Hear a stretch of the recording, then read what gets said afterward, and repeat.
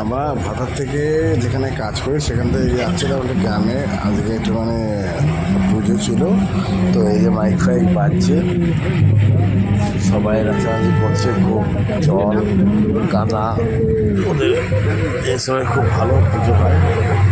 তার করা ছিল বলছিল যান, খুব এনজয় হবে।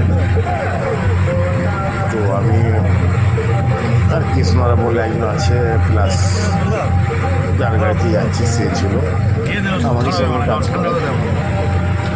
তো যাচ্ছিল, খুব মজা, মাইক ফাইক সব লাগানো, আমরা খুব এনজয় করে যাবে। এই টাইমটা শিবের একটা পুজো, যেটা আষাঢ় মাসে আস্তে দিক করে হয়। মানে এতটাই ওরা আনন্দ করে ধারণার বাইরে। মানে